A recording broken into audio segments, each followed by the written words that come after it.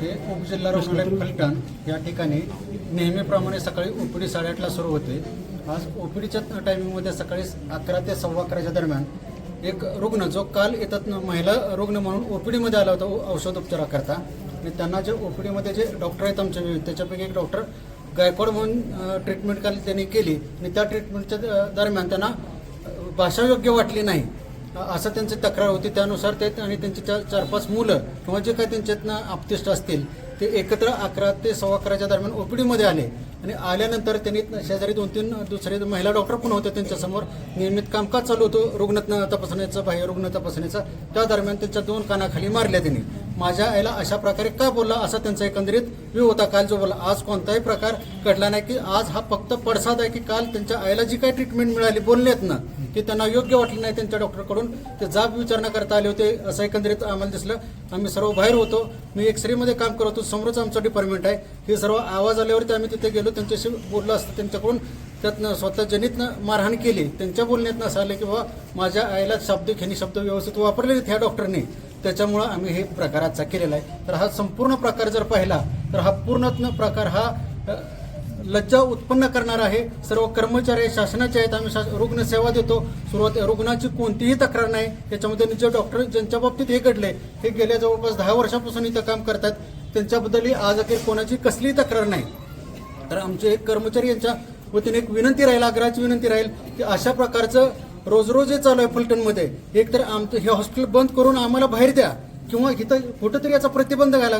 चूक नसताना ते भीक नको पण कुत्रावर अशा अवस्था आज कर्मचाऱ्यांची होऊन बसलेले फलटणमध्ये. रुग्णसेवा देता येईल आणि रुग्णसेवेचं काम हे पार पडता येईल एवढी माझी सर्वांना विनंती राहील. याच्यामध्ये महिला रुग्णाचं नाव काय सांगता येईल का? काल पण आले होते, नाव आम्हाला माहित नाही. आम्ही ओळखू शकतो कारण स्वतः मी उभा असताना त्या बोलत होत्या. त्यांची मुलं पण कालचा केस पेपर आहे त्यांचा, पण त्यांच्या नाव असेल ना केस पेपर असतं ना, नाव असतंय.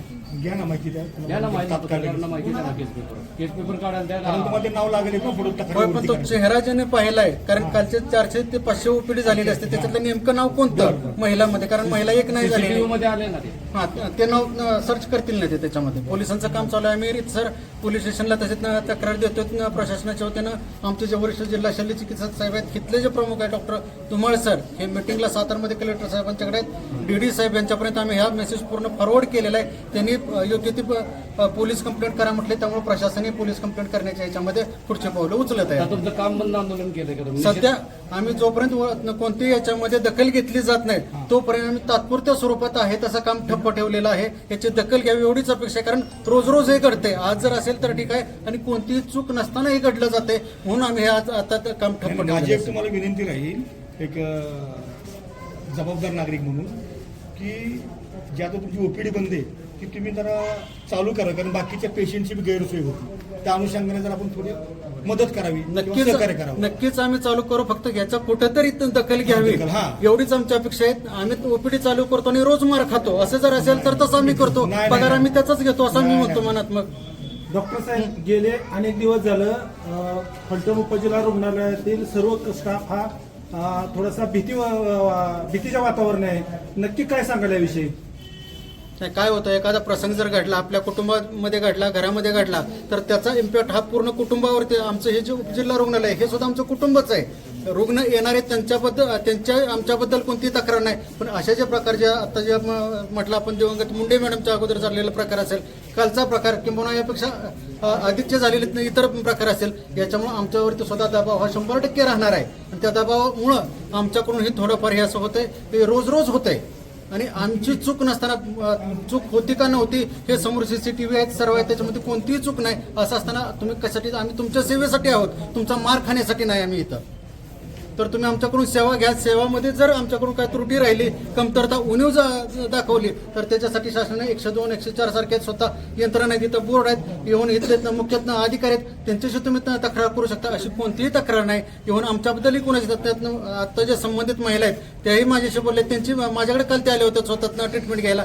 त्यांचंही माझ्याबद्दल कोणाबद्दल इतर तक्रार नाही. तर तक्रार नसताना हा कशाला चुकबूर होईल. 10च्या ऐवजी ओपीडीमध्ये 500 जर पेशंट झाले तर एखाद्या वेळेस चला थोडंसं होणार आहे त्याच्यामध्ये. मग असं झाल्यामुळे तुमचा इगो हर्ट झाला म्हणून तुम्ही डायरेक्ट येणं आणि मारहाण करणं हे कुठेतरी चुकीचं आहे आणि माणुसकीला काळीमा फासणार आहे, असं माझं स्पष्ट एक समाजातला व्यक्ती म्हणून माझं मत आहे. कर्मचारी व्यतिरिक्त मी समाजातला सुद्धा घटक आहे. कालची जी घटना झाली ती कोणत्या विभागात झाली? फलटण येथे ते बाह्य रुग्ण विभाग जो आहे सकाळी 8:30 ते 12:30पर्यंत येणारे बाह्य रुग्ण याच्यामध्ये जे डॉक्टर बसतात रुग्ण तपासणी करतात त्या याच्यामध्ये झालेले काल जो प्रकार घडला त्याच्यामध्ये काल काही घडले नव्हतं. त्यांना त्या डॉक्टरने ट्रीट केलं होतं. जे काही औषधोपचार असेल तो दिला होता. मात्र बोलण्यातून त्यांना शब्द काही खटकले असं त्यांचं मत होतं. ते आम्हाला काय म्हणतात आज त्याच्याबद्दल ते जाब समजले की 2 कानाखाली त्यांनी मारले त्या डॉक्टरांच्या. गायकवाड डॉक्टरांना मारहाण झाल्यानंतर दुसऱ्या बाहेरून कोणाचा फोन आलता का तुमच्यावरती सध्या कोणाचा दबाव आहे का? नाही, कोणाचाही दबाव नाही किंवा दबावाचा आम्ही शासनाचे कर्मचारी आहोत. आमच्यावरती दबाव फक्त शासनाचा असेल आणि शासन आम्ही चुकलो तर शासनानं आम्हाला शासनाच्या पद्धतीने शिक्षा करावी, दंड करावा किंवा कारवाई करावी. कुणीतरी यायचं आणि डायरेक्ट येऊन मारहाण करणं, शिवेगाळ करणं अशा प्रकार करू नयेत. मुंडे मॅडम सारखे परत प्रकार घडू नयेत याची ह्या समाजाने किंवा फलटणकरांनी दखल घ्यावी एवढी सर्व कर्मचाऱ्याच्या वतीनं माझी कळकळीची विनंती राहील. पोलीस प्रशासनाने यात काय दखल घेतली का? पोलीस प्रशासन आम्ही 112ला कॉल केल्याप्रमाणे त्यांनी तात्काळ इथं त्यांचे आलेले आहेत. त्यानुसार त्यांची पुढची जी कारवाई त्यांनी सीसीटीव्ही फुटेज वगैरे पाहणं हे सुरू केलेलं आहे आणि ते नक्कीच सहकार्य करत आहेत सुरुवातीपासून. थँक्यू.